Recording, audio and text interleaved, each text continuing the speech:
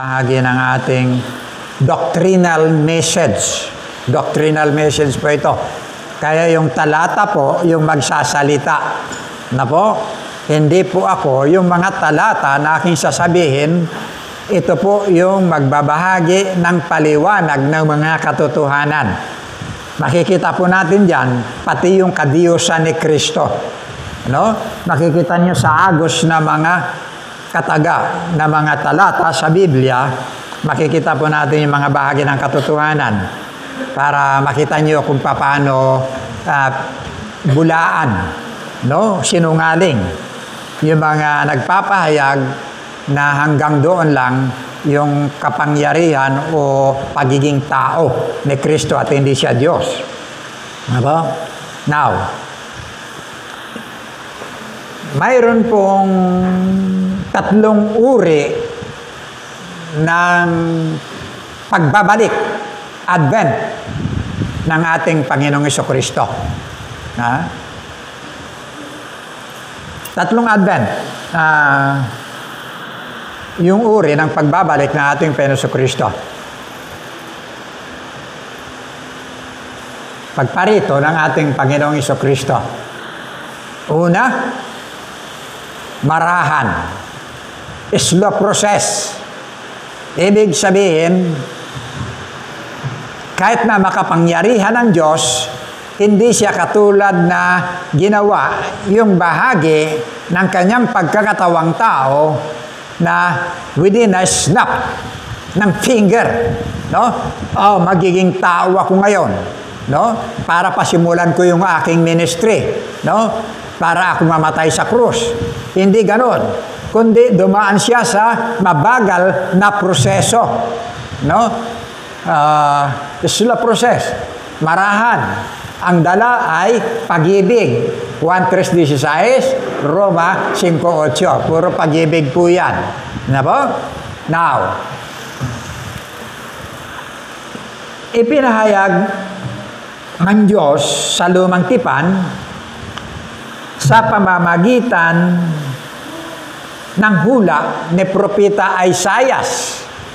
No? Isaiah chapter 7 verse 14. Andyan po yan. Na po? Na mayroong isang dalaga na maglilihi at manganganak ng isang sanggol na lalaki. Tama ba? Ayan. Ang buong lupa ay nasa Tama ba yan? Isaiah 7:14. Baliktad yan. 7:14. Ayan.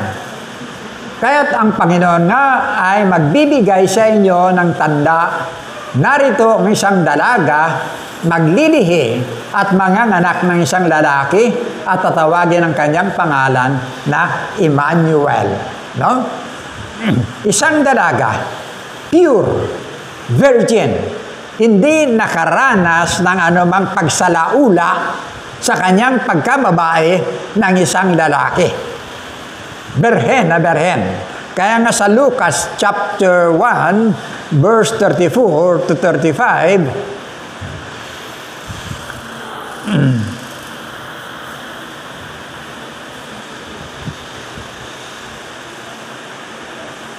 paano pong mangyayari ito? Gayong ako'y isang berhen. Tanong ni Maria, sumagot ang anghel, sasayo ang Espiritu Santo at mapapasailalim ka sa kapangyarihan ng kataas-taasang Diyos dahil dito ang isisilang mo'y banal at tatawaging anak ng Diyos. So, mapapansin po natin dyan, yung tatlong kapangyarihan, persona, nandyan na yan, no? Yung katagang Emmanuel kanina, no? Ang ibig sabihin po nito, sumasa atin, Emano. Sumasa atin. El Dios. Kaya kung mapapansin ninyo, mayroong mga El Shaddai. Ibig sabihin, Diyos na makapangyarihan. Yun. Kaya nga, Emmanuel, ibig sabihin, sumasa atin na ang Diyos. Dahil nahiwalay tayo sa Diyos. Nung bumagsak ang tao sa kasalanan, no, sabi ron, 1:8:44, ang ama mo ay ang Diablo. Yun na. So, ito nang kumukubabaw sa atin ang makapangyarihan na kaya tayo nakakagawa ng mga kasalanan sapagkat pag-aari tayo ng Diablo. Now, dito makita po natin, no, ng term meaning Emmanuel with us. El, God. So, pag dinugtong mo yan, Emmanuel, God with us. Yan. Makikita yan sa Matthew chapter 1, verse 23, sa Bagong Tipan. No? Yan. Sumasa atin ang Diyos. Now, balikan po natin, ayan. Maglilihi ang isang birhen at magsisilang ng isang sanggol na lalaki at tatawagin itong Emmanuel. No? So, yan ang ating Panginoong Jesucristo. No? Now, bago po siya ay panganak sa laman, tingnan po natin yung kanyang, anong tawag nito? Kalikasan. Ha? Sa John chapter 1, verse 1 hanggang 3, nandyan po yan yung kanyang kalikasan. So, nang pasimula ay naroon na ang salita. See? Anong salita po ito? Ang sabi ng Diyos, magkaroon at nagkaroon. See? Nandun yung kapangyarihan. Magkaroon at nagkaroon. 6 days na sinabi ng Diyos na magkaroon at nagkaroon. Yung kapangyarihan ng salita, nalikha ang lahat ng bagay. See? Nang pasimula ay ang salita at ang salita ay sumasa Diyos at ang salita ay Diyos. No? Ang sabi diyan, sa verse 2, sa pasimula pa ay kasama na siya ng Diyos. See? Ang kasama na siya ng Diyos ang salita. Verse 3, nilikha ang lahat ng bagay sa pamamagitan niya at walang anumang nalikha nang hindi sa pamamagitan niya. See? Lahat ng bagay, kung makikita natin dyan, nalikha yan sa pamamagitan ng ating Panginoong Jesucristo. Bakit? No? Kaya pagka, ingatan po nyo yan kasi makikita nyo, nandyan po yung kahalagaan ng mga talata nagpapatunay sa kadiyusan ng Kristo. Kasi ito mga hindi naniniwala, hanggang doon lang sila sa pagiging tao ni Kristo. No? Hindi na nila tinatanggap yung mga bahagi kahit hindi nila pinahawak yung kanilang mga members na mga Bible. Bawal yun. Yun lang mga ministro na pagluto. No? So, makita natin. Now, sa verse 14, mayroon ba verse 14 dyan?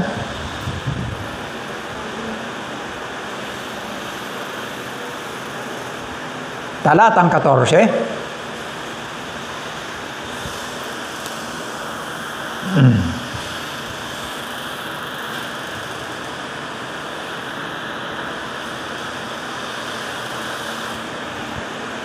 Ayan. At nagkatawang tao, diyan na. Ang verbo, original yan, na Bible ang ginamit. Verbo, salita. Verba. At tumahan sa gitna natin at nakita namin ang kanyang kaluwalhatian gaya ng bugtong ng Ama na puspos ng biyaya at katotohanan. See? Ito na po yung ating Panginoong Jesucristo. Ano po? Yung kanyang pagkakatawang tao. Dati nandun lang siya kasama ng Ama, ngayon nagkatawang tao. No? Sila magkakasama. Siya ang nasa Genesis chapter 1 verse 26. Nandiyan na yan. Pansinin ninyo. Ito. Pagkatapos sinabi ng Diyos, ngayon, likain natin. Pansinin ninyo yung kasama. Ha? Likain natin ang tao ayon sa ating larawan, ayon sa ating wangis. No? Ating larawan, Diyos. No? Ayon sa ating wangis. Sila ang mamamahala, hindi wangis yan ng mga anghel. Ha? Magkaiba yung anghel. Yung mga anghel, ginawa ng Diyos sa Hebrew chapter 1, verse 7, mga apoy o hangin. Ganyan sila. Pero itong wangis na ito, yung kadiyusan ng Diyos. Yan. Ang sabi diyan, ayon sa ating wangis, sila ang mamamahala sa mga isda, sa mga ibon, sa impapawid, at sa lahat ng hayop, maging maabo o mailap, malaki man o maliit. No? Para makita po natin yung bahagi ng paglikha, co-creator, no?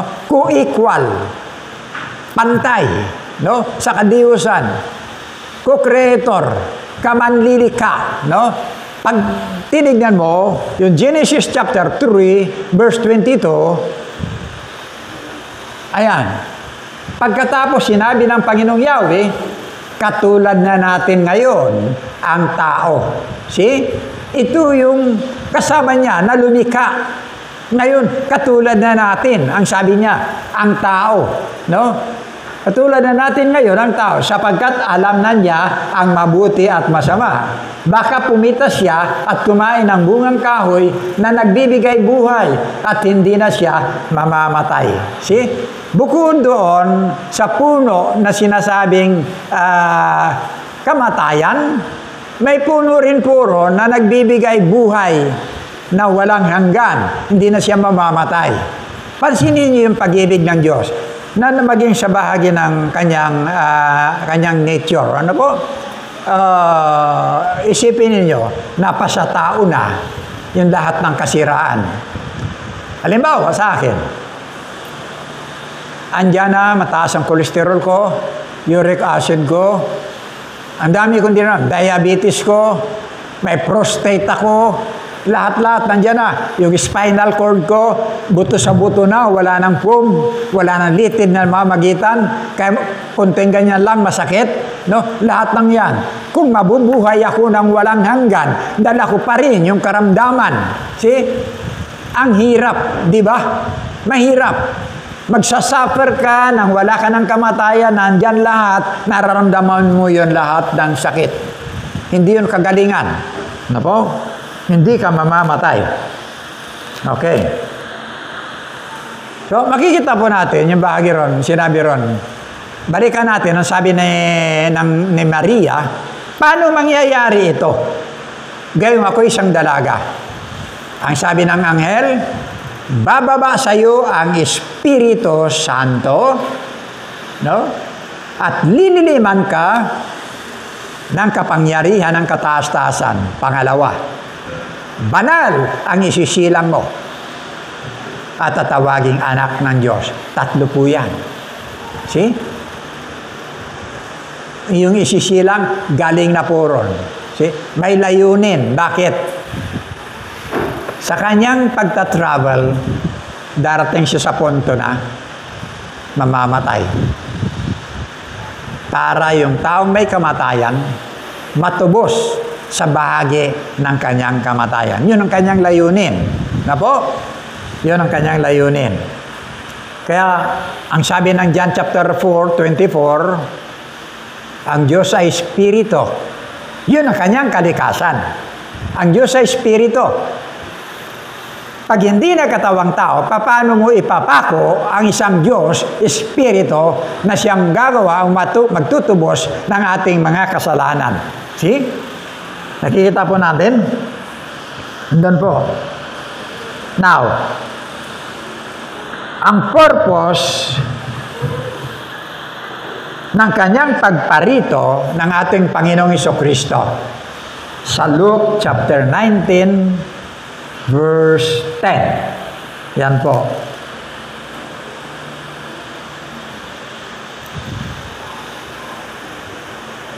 Din. Ang anak ng tao ay naparito upang hanapin at iligtas ang naligaw, nawawala sa ibang ano yan. Naparito siya para hanapin at iligtas ang nawawala. Yan po ang ano niyan. Na po? Dumaan siya sa proseso na marahan. Ipinanganak, na po? Dumede, umiiyak, binibihisan, Nagugutom. See? Kaya nga mayroong sila paniniwalang Santo Niño eh. Niño, bata. Pero hindi na natili ang ating Panginoon Kristo diyan. Walang kapangyarihan yung Niño. See? Dahil ang pagiging Niño lang, diyan lang yan. Ang kapangyarihan ni Kristo, yung sabihin niyang naganap na. It is finished. Yun ang hangganan ng finish line ng kanyang pagkakatawang tao. No? Now,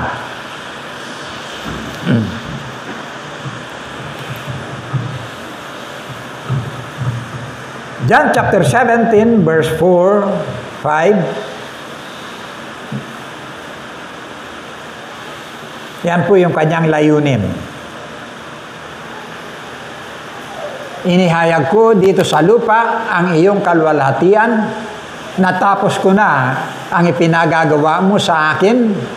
Kaya Ama, ipagkaloob mo sa akin ngayon sa iyong harapan ang kalwalhatiang taglay ko. Pansinin po ninyo, taglay ko sa piling mo bago palikhain ang sanglibutan. See? Andun na yung kalwalhatian yan. Kasama na ng Ama. Ang sabi ron, ang salita ay sumasa Diyos at salita ay Diyos. Andun na yung kalwalhatian yan. Magkasama na sila. Maging sa creation. No? Pero nung magkatawang tao, binitiwan po niya yung lahat ng bahagi ng pagiging Diyos. Ano po? Itinaas niya ang kadiyosan ng Ama. Ibinaba niya ang kanyang sarili. No? Nag-anyong tao. Saan makikita yan? Sa Filipos 2, no? 6 hanggang 8. Andyan po yan. Kaya makikita nyo, lahat-lahat nagkakasunod-sunod yung mga talata. Na po? Ayan. Filipos 2, 6 hanggang 8.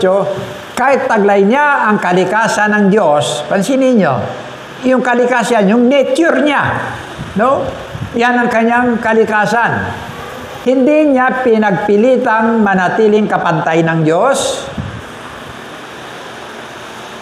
Bagkus, sa halip, kusa niyang binitiwan ang pagiging kapantay ng Diyos at namuhay sa isang alipin. Ipinanganak siya bilang tao at nang siya ay maging tao, nagpakumbaba siya at naging masunurin hanggang kamatayan, maging ito man ay kamatayan sa krus. Yun ang kanyang layunin. Yun ang kanyang purpose. Yun ang kanyang destinasyon para mamatay sa krus, no? Ng Kalbaryo. Now, sa John chapter 1, 1 John, unang 1, pansinin ninyo, sa kanyang pagkakatawang tao, ang sabi ng kanina, at ang salita ay, nag-anyong tao. John 1:14, no? Andon? So, ngayon, nandiyan na siya. Ang sabi ng mga alagad, sumusulat kami sa inyo tungkol sa Kanya. Nasa simula pa siya na. Ang salitang nagbibigay buhay, siya ay aming narinig at nakita, napagmasdan at nahawakan. Pansinin nyo. Mula sa pagiging kalikasang Diyos, ngayon nandiyan na siya. Nakita, nahawakan, namasdan. No? Yun po, yung bahagi ng kanyang pagiging pagkakatawang tao. Now, sa John 10:10, 1 Jesus, ang kanyang dala, buhay na walang hanggan. Yan. Dumarating ang magnanakaw para lamang magnakaw, pumatay at manira. Naparito ako upang ang mga tupa magkaroon ng buhay, buhay na masaganang lubos, na wala ng kasiraan. See?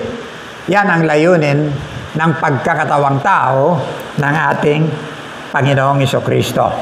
Now, Second Advent. Bago yung kanyang pagparito, kanina slow process, marahan lang, no? Ngayon, Second Advent, no? Ito ngayon yung inaantay natin, yung ikalawa, no? Sa ating panahon. Pero bago po natin talakayin po itong Second Advent na ito, yung muling pagparito ng Panginoon, titignan muna natin para magkaroon tayo ng kaalaman. Ano ba mga bagay na ipinahiwatig ng Diyos bago dumating ang ating Panginoong Jesucristo? Ang tawag diyan, signs, palatandaan sa Bible, no? Signs, ang sabi diyan, no? Mga palatandaan, sabi diyan. See? Sa Matthew chapter 24 verse 3, tingnan natin.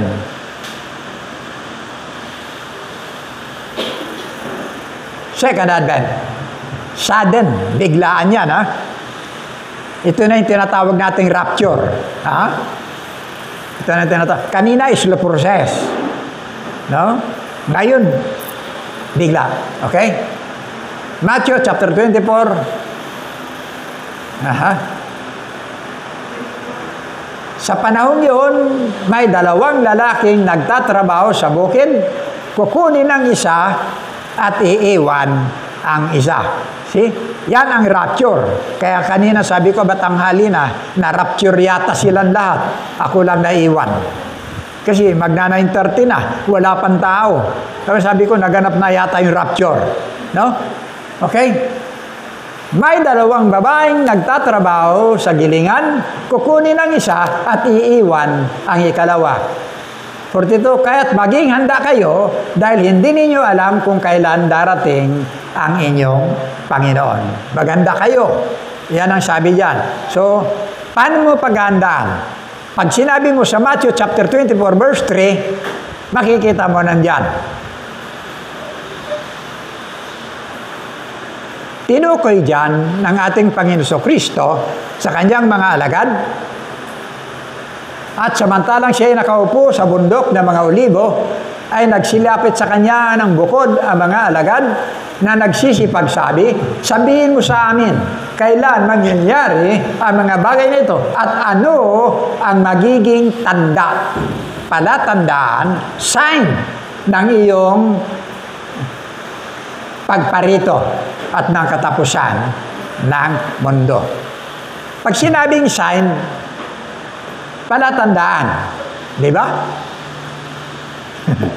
Alam nyo nga, palatandaan? Kanina, kulimlim.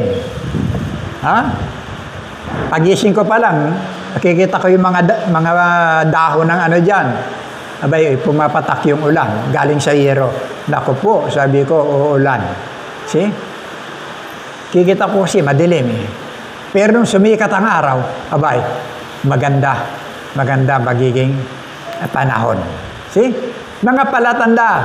Pag nakita mo dumilim, alam mo uulan. Ganyan. Maraming palatandaan. Kaya ang pinaabangan sa atin, palatandaan. Wala, hindi ko na isama dyan. Ano ba mga bagay na palatandaan dyan? Singit natin, pwede? Okay? Matthew chapter 24, verse 4 hanggang 7. Puro signs yan, palatandaan.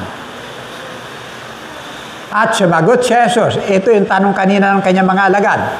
At sumagot si Jesus at sinabi sa kanila, mag-ingat kayo na huwag kayong mailigaw ninuman. See? Marami nang lumitaw. Marami nang lumitaw. Sapagkat marami ang magsisiparito sa aking pangalan na magsasabi, ako ang Kristo at ililigaw ang marami. Sino nakaramdam niyan? Ha? Sino nakaramdam niyan? Wala pa? Marami na. Si Kay Buloy ngayon, ewan ko kung nahuli na. Nahuli na ba? Kiniklaim ngayon na siya ay appointed son of God. Kiniklaim niya ngayon na lahat ng kaluluwa dadaan sa kanya. Kiniklaim niya ngayon na pantay na sila ni Kristo, isa na sila ni Kristo. See? Kiniklaim niya ngayon na sinasabi niya sa lahat, kaya niyang pigilan ang mga lindol. See? Nakikita niyo kung ano siya. Mayroon din, marami. Nakikita ko yung mga kopya ng kung sino-sino mga dyan. Mayroon din dyan. Mayroon nagsasabi dyan, ha? Ito, Father of Revival. Kung pag-aaralan mo lang, nakikita mo. Sinong ama ng revival? Walang iba kundi ang Diyos. Ang John 3:16, For God so loved the world that He gave His only begotten Son, that whosoever believeth on Him, hindi mapahamak, kundi magkaroon ng buhay na walang hanggan. Ang Diyos ang nagbigay ng kaligtasan, binigay niya kanyang bugtong na anak para mamatay, para sa ating kaligtasan. Romans chapter 5 verse 8, sabi diyan, dahil sa pag-ibig ng Diyos, pinadama ng Diyos ang kanyang pag-ibig sa atin nung mamatay si Kristo, pag-ibig ng Diyos. Mamatay si Kristo para sa ating mga kasalanan. Yung Diyos mismo na Ama, no, ang siyang nagkaroon ang tinatawag na Father of Revival. Kaya kanina, makikita po natin, maging doon sa panahon ng sinasabi ni Maria na paano mangyayari yun? Gayong ako isang dalaga. Sumagot yung anghel. Sabi niya, bababa sa iyo ang Espiritu Santo. Tingnan niyo kung sinong gumawa para tayo mapabalik sa Diyos. Bababa sa iyo ang Espiritu Santo at lililiman ka ng kapangyarihan, banal ang isisilang mo, tatawaging anak ng Diyos. Lahat ng prosesyo pong ito, ang Diyos ang gumawa para tayo makapanumbalik sa bahagi ng presensya ng Diyos. Katapos nga, lilitaw, mayroon ng Father of Revival, mayroon ng makakalungkot po yan. Now, ano pong intermission ito? Bago po natin matukoy yung Second Advent, yung mga palatandaan. Yung mga palatandaan po ito, nasa atin na. Nasa atin na, nararanasan na po natin. Ano mga palatandaan? Yan, unang-una, false prophet. No? Nangabula ang propeta. Yung digmaan. See? Sunod-sunod na po yung digmaan, di po ba? Afghanistan, Russia, hindi, Afghanistan. Ukraine. Sunod-sunod yan. Israel. Gaza. Di po ba? Palestine. Tapos ngayon, Iran. No? Andyan na yun. Ngayon ito, nangangalabit na naman ang China. Mabuti, may ilang mga sumusuporta sa atin. No po? Pero sinabi yan ng Biblia na magaganap.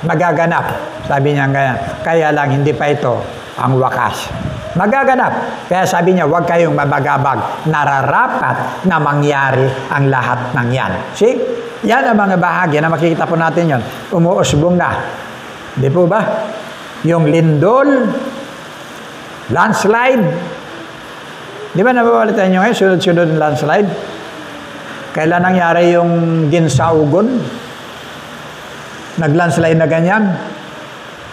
Nawala yung komunidad sa mapa. Di ba? Yung taga roon, nung mabalitaan niya, umuwi siya. Hindi na niya may turo yung kanyang bahay. Hindi na niya may turo kung saan na yung kanilang palengke, yung ospital, yung mga eskwelahan. Puro na batong malalaki, puro na lupa. Nawala sa mapa. See? Ganun po yun sa ating panahon. Tsunami. Andiyan na. Makikita mo yan. Pag binuksan mo yung mga lugar ng mga Japan, lagi yan. Ngayon, China, lubog. No? Ganyan sila lahat. Makikita po natin.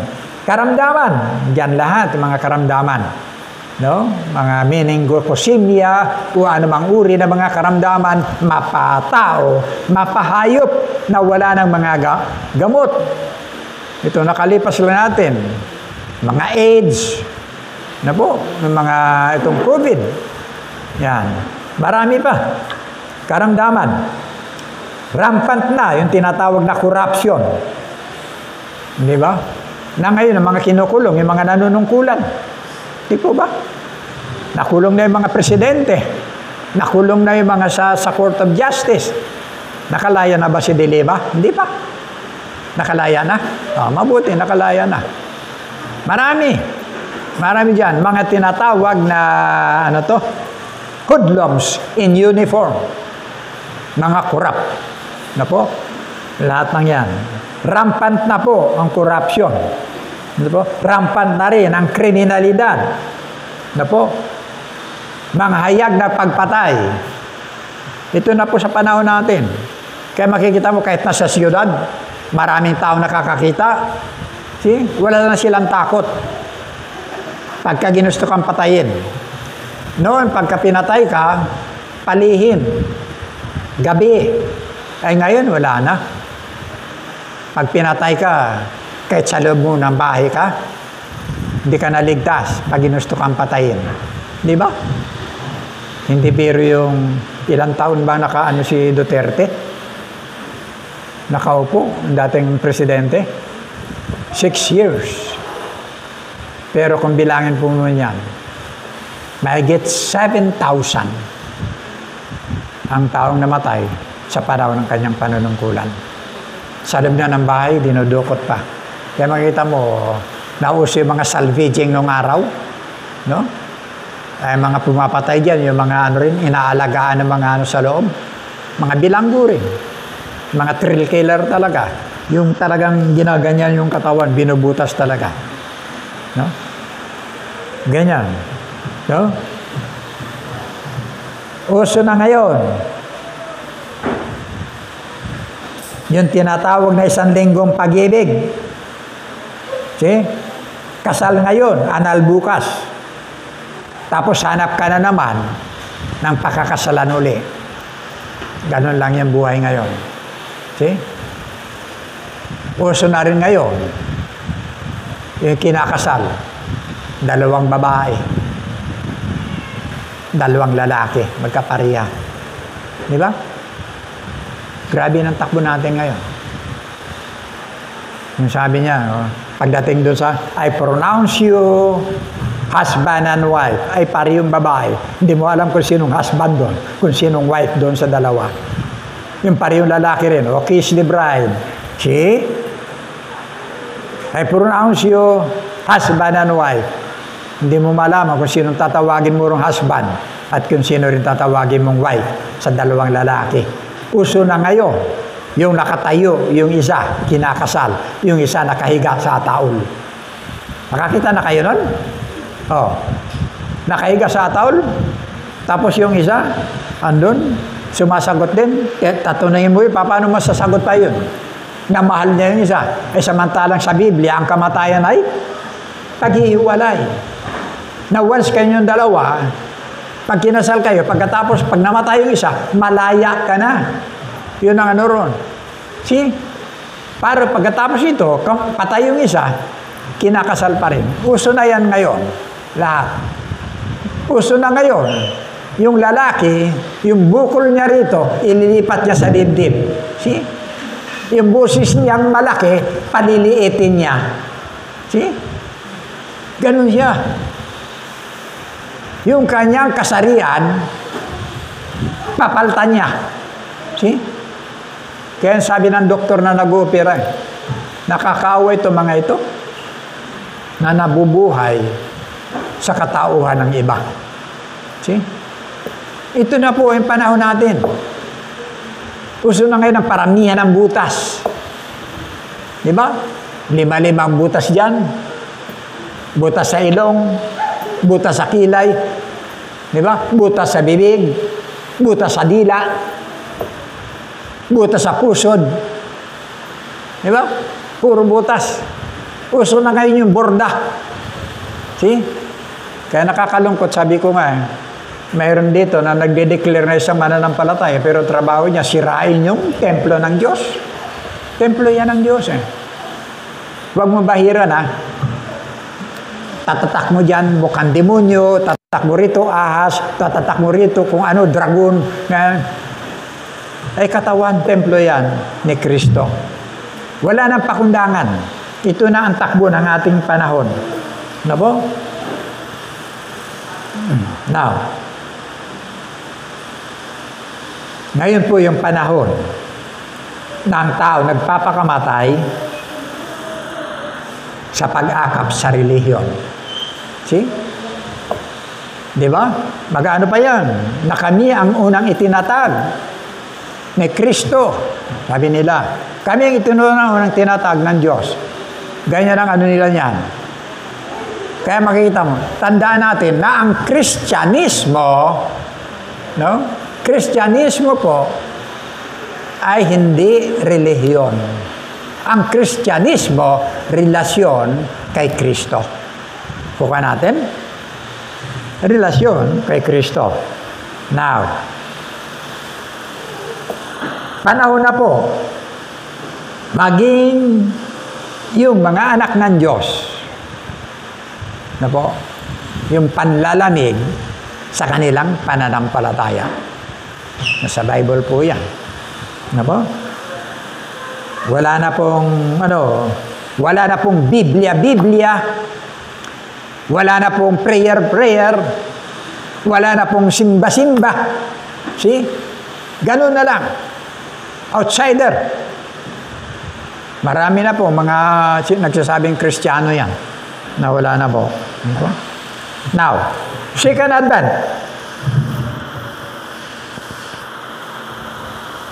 Okay. Second advent. Kung yung una, slow process, ngayon naman, biglaan. Na po? Walang abiso, walang kalabit, walang taupo. Sabi ng Biblia, tulad ng isang magnanakaw. See? Walang nakakaalam. 1 Thessalonians chapter 5 verse 2. Sapagkat alam na ninyo na ang pagdating ng araw ng Panginoon ay tulad ng pagdating ng magnanakaw. See? Tataunin po niyan, nakaimbingan ang tulog ng sanglibutan. Kaya kung paano kung hindi ka nakahanda. Na po? Gaano kabilis? Makikita po natin dyan. Lagi sa Facebook, makikita po natin dyan. Yung rider, tapos yung isa, nandun sa gilid ng kalsada, sa tabi, anong ganyan, makikita mo, pag dinaanan lang na ganyan, tangay na yung kanyang cellphone. See? Snatcher. Yan po. Simbilis ng kisap mata. Pag dumating ang Panginoon, yan ang sinasabi kanina, kukunin ng isa, maiiwan ng isa. No?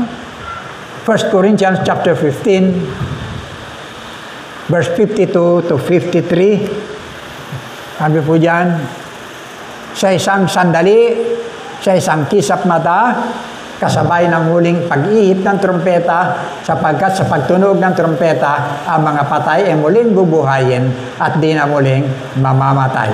Babaguhin tayong lahat. Sa isang kisap mata, within the twinkling of an eye. Ang sabi dyan, no? Gaano kabilis? Hindi nyo alam. Hindi nyo alam. Kanina pa kayo dito, pero hindi nyo babantayan yung kisap mata ninyo. No? Kasi napakabilis niyan. See? Hindi nyo alam kung nakailan na kayo.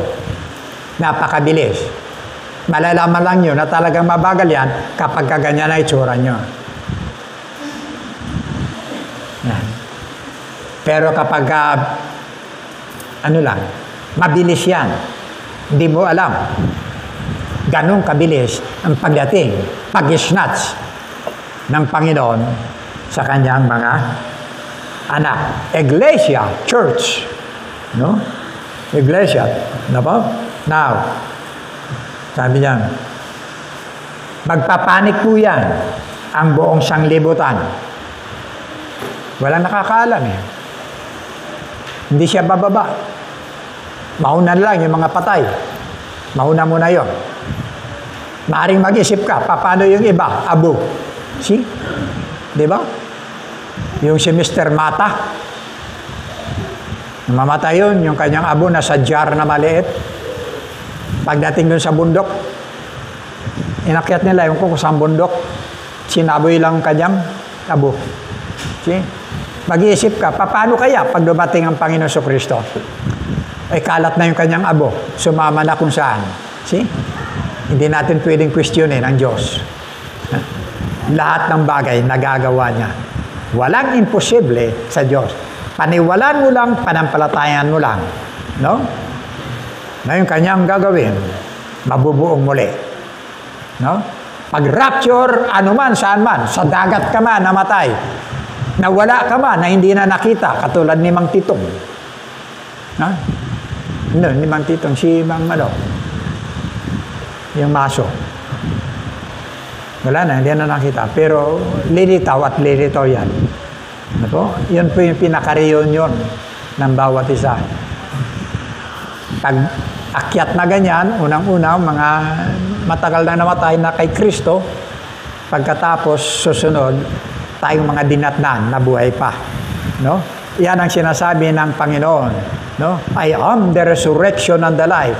John chapter 11, verse 25 to 26, I am the resurrection and the life. He that believeth in me, though he were dead, yet shall he live. And yung mga nabubuhay, ang sabi ron, hindi na mamamatay. Yun ang kanyang pagbabalik. Hindi na mamamatay. Hindi ka, babaguhin ka na lang. Ito, yung ating sarili. No? Magiging glorified body. Yung tumatagos na sa pader. See? Yan ang tinatawag na glorified body. Now, papanik mo yan. Sigurado yan.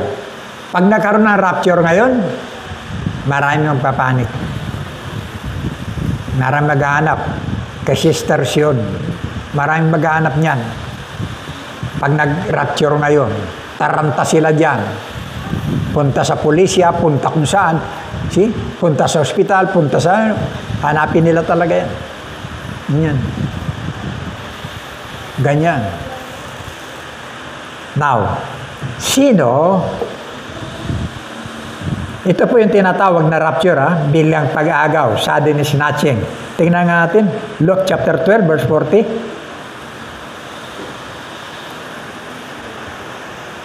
Kayo man ay dapat na humanda sapagkat darating ang anak ng tao sa oras na hindi ninyo inaasahan. See?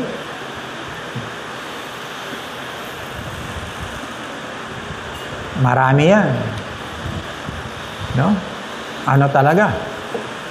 Yung kanilang buhay, kanilang pansin, lahat ng yan nawawala sa sentro ng bahagi ng pagdating ng Panginoon Jesucristo. Now, tingnan po natin ang mga kukunin. Ha?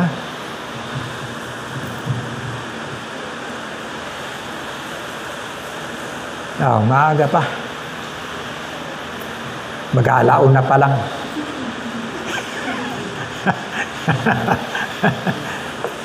Okay. Ay yung mga kukunin, tingnan natin.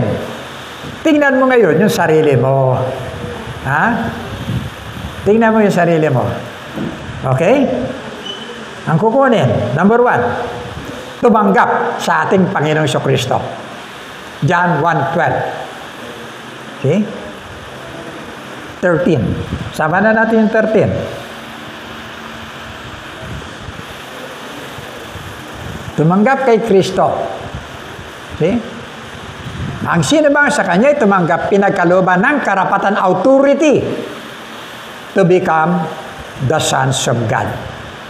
Yung dalawa, kapag ka nagsumpaan, nagkasundo na magpakasal, ikaw lalaki, tinatanggap mo ba si babae na maging asawa mo? Ikaw babae, tinatanggap mo ba si lalaki? Pag sabi nilang, opo, covenant ng isa't isa, yung dalawa, mayroon ng karapatan sa isa't isa.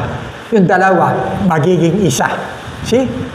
Kapag nawala ang isa, yung isa na maiiwan, ang may karapatan sa lahat ng pag-aari nung namatay.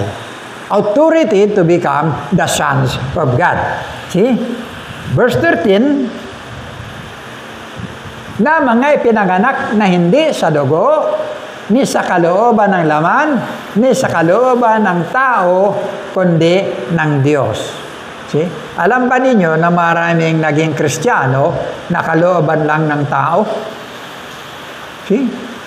Punong-puno yung mga correctional. Punong-puno yung mga rehabilitation. Punong-puno yung ating National Beloved Prison at mga city jails sa buong syudad. No? Nung mga naging Kristiyanong kalooban ng tao. Kita ninyo? Maliliit ka pa lang, o ikaw, pag bininyagan, o Kristiyano ka na. See? Declare na yan na Kristiyano. Nung lumaki, rapist. Nung lumaki, pumapatay ng tao. See? Yun ang mahirap. deklara ng tao. Yung deklara ng Diyos, ano po? 2 Corinthians chapter 5 verse 17, ang sinumang na kay Kristo ay bagong nilalang. Yan. Bagong nilalang. 2 Corinthians chapter 5 verse 17. Yan po. May tatak. Okay? Yan. Ano pa? Pangatlo, may tatak ng banal na Espiritu. Ephesians chapter 5. Ephesians chapter 1 verse 13. Paliliwanag ko ito mga minamahal para makita ninyo yung malaking mga kamalian Ephesians 1:13. No? Sa pamamagitan ni Kristo, kayo rin naman na nakarinig ng salita ng katotohanan ng magandang balita ay nagdulot ng kaligtasan, nagbibigay ng kaligtasan at sumampalataya sa Kanya ay pinagkalooban ng ipinangakong Espiritu Santo bilang tatak ng pagkahirang sa inyo, mga minamahal. No? May tatak ka na. Once nagkaroon ka ng relasyon kay Kristo, yung tatak na yan, andyan sa'yo. Hindi yan umaalis. Andyan na yan. Hindi yan come and go. Hindi yan in and out. Hindi. Namamanatili sa'yo. Ang sabi ng John chapter 14, wala yan dyan. John chapter 14, verse 16 to 17.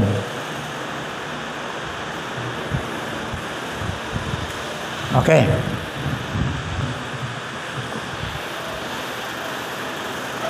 Yan. Pansinin niyo. At ako'y dadalangin sa Ama, John 14, verse 16 to 17, at ako'y dadalangin sa Ama, at kayo bibigyan niya ng ibang mga aliw. Ito yung nagpahayag na bumaba doon kay Maria una. Yan, yung Espiritu Santo. No? Bibigyan niya ng ibang mga aliw upang siyang sumainyo magpakailanman. Pansinin nyo. Sumainyo. Verse 17. Sa makatwid bagay, ang Espiritu, ng katotohanan na hindi matanggap ng sanglibutan sapagkat hindi nito siya nakikita, ni nakikilala man siya ay nakikilala ninyo sapagkat siya ay tumatahan sa inyo at sa inyo. See? Nakikita po ninyo? Sumasa inyo at tumatahan sa inyo. Nakatira sa iyo. See? Yan ang banal na Espiritu. Kaya ngayong katawan natin, nagiging tinatawag yan, templo ng Diyos. Pag tinignan mo dyan sa 1 Corinthians chapter 6, verse 19 to 20. No? Yung katawan mo, templo ng banal na Espiritu, templo ng Diyos na nasa inyo. Ang sabi diyan. Nasa atin. Sumasa inyo. Anino ko. Pag gumalo na ganyan, sumasa akin. See? Pag huminto ako, hihinto yan. Pag tumayo ako, tatayo yan. Pag naupo ako, uupo yan. Bukod pa dyan, sumasa akin, tumatahan sa akin. See? Nasa akin mismo. Ito yung aking pinakakonsyensya. Now, tingnan ninyo, mga minamahal, marami ngayon, nauso ngayon, charismatic, Pentecostals,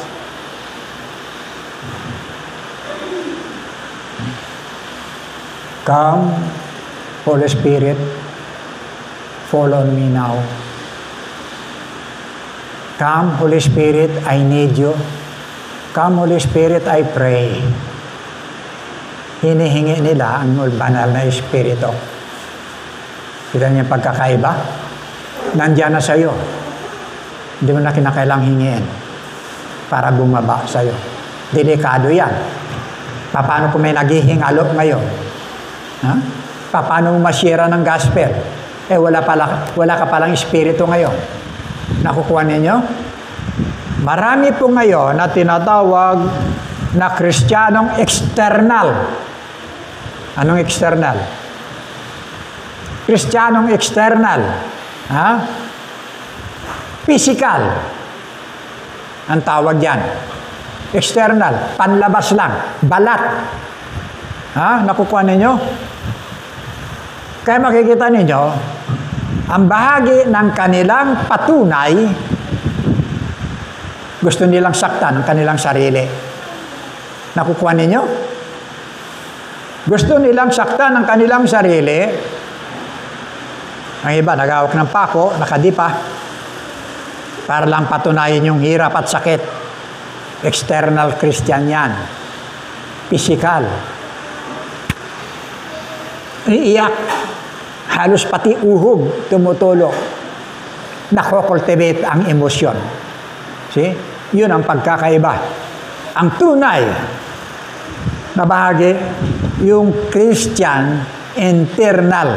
Ang tawag doon. Internal Christians. Ano po itong internal Christians na ito? Na po, hindi yan nabubuhay sa pakiramdam. Magkaiba yung pakiramdam. Sa kanila gusto nila saktan ang kanilang sarili para madamdaman nila. Ang internal Christians, ano po, bahagi ng pananampalataya. Hindi kinocultivate ang emosyon, kundi yung conviction ng banal na espiritu ang siyang gumagawa sa iyo. Nakukuha natin? Ha? Yun po, conviction ng Holy Spirit sa ating mga espiritu, hindi sa ating laman na nasasaktan. Kaya nga ganyan, sabi nga, nabasa ko yung statement of faith ng itong mga G12 na to. Number 10, sabi niya, ang baptized ng Holy Spirit, mayroon pong evidence ng pagsasalita ng iba't ibang wika. You see? So kung hindi ka pala nakaranas na magsalita ng iba't ibang wika, hindi ka na-baptized ng Holy Spirit. Kaya nakaganyan sila. Okay? Panlabas lang yon. Dahil gusto nila maranasan yung panlabas na bahagi ng external experience, no? Nasa bahagi lang ng physical. Yan. Ano makikita mo yan? Sibagsak na sila. Pwede ka, ganon yon. See? Ebidensya ng kanila. Pero tayo ano? Ha? Sa atin ano? Ang sabi ni Apostol Pablo, no? Romans chapter 6 verse 3, you are crucified with Christ. Ipinako ka. Hindi mo na kinakailangan ganyan ang pako dyan. Hindi na. Para iduro mo sa iyong kamay, masaktan ka. Hindi. Paniwalaan mo lang, panampalatayanan mo na kasama kang ipinako ni Kristo sa cross. I am crucified with Christ. Romans chapter 3 verse 3 hanggang verse 6 hanggang 3 hanggang 6. Andiyan po yan. Hindi ba yan? Yan. O hindi ba ganinyo nalaman na tayong lahat na mga nabautismuhan kay Kristo Jesus ay nangabautismuhan sa kanyang kamatayan? Tayo ngayon nangalibing, nakalakip niya sa pamamagitan ng bautismo sa kamatayan, na kung paanong si Kristo ay nabuhay na maguli sa mga patay sa pamamagitan ng kaluwalhatian ng Ama, ay gayon din naman tayo makalalakad sa panibagong buhay. Galatians chapter 2, verse 19 to 20. Okay?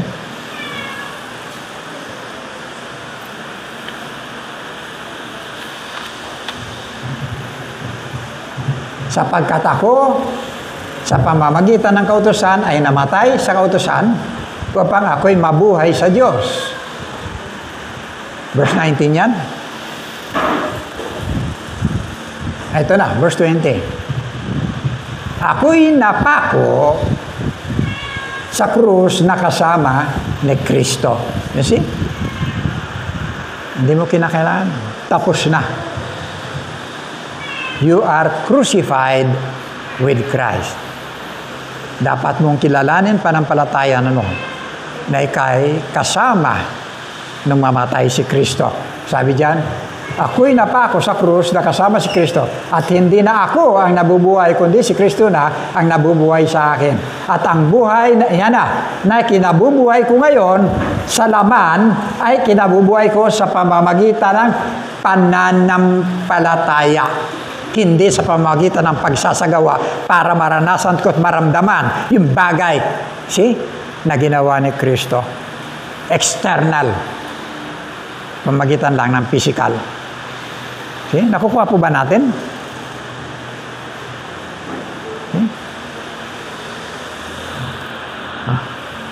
Okay?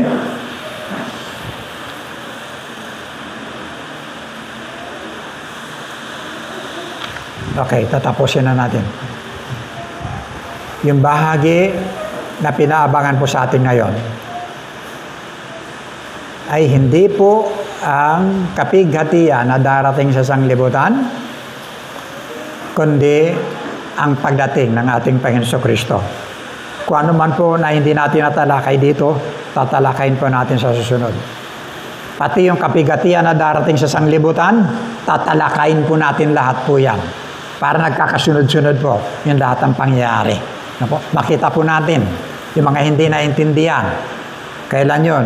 Lagana po yung sa Facebook na ganyan. Sabi niya, nagaganap na sa Amerika yung bahagi ng pagtatatak, paglalagay ng sa kamay, sa noo, ng ganyan. So, alert kayo ng mga Christian churches. Kaya sinagot ko po yun. Huwag kang magsabog ng kamalian. Kaya hindi pa yan magaganap. Magaganap yan sa panahon ng kapighatian. Hindi po ngayon na hindi pa dumarating ang Panginoon. Okay? So, pinaabangan po sa atin yung kanyang pagdating. Titus 2:13, na po, yan ang pinaabangan sa atin, yung kanyang pagdating. Na po, Titus 2:13, yung ating binasa sa responsive kanina. 1 Thessalonians chapter 5, verse 9 to 10, namatay si Kristo para sa atin, no, naghirap siya para sa atin, so hindi niya pahintulutan na maranasan natin yung paghihirap doon sa kapighatian, sa tribulation period. Na po? Sapagkat namatay siya para sa atin. So purihin po ang Panginoon. Tayo po ay manalangin. Amang banal, marami pong salamat sa bahagi Diyos na mga talata pong ito na mapangawakan po namin, mapag-aralan po namin. Sapagkat kalat na po ang mga maling katuruan sa aming kapaligiran, na kung saan Diyos, naglipana at malakas, Panginoon, na makahikayat dahil sa bahagi pa ng kanilang mga pamamaraan. Tulungan mo kami, Panginoon, na sa ganitong mga karanasan na mga ginagawa, manatili, O Diyos, ang kalaliman ng aming pananampalataya. Napatuloy kami mabuhay sa pananampalataya, hindi sa pamagitan Diyos ng pagsasagawa ng anumang mga ritual na amin pong nakikita. Bless mo po ang iyong mga salita sa aming mga buhay. Sa pangalan ng Panginoon Kristo. Amen.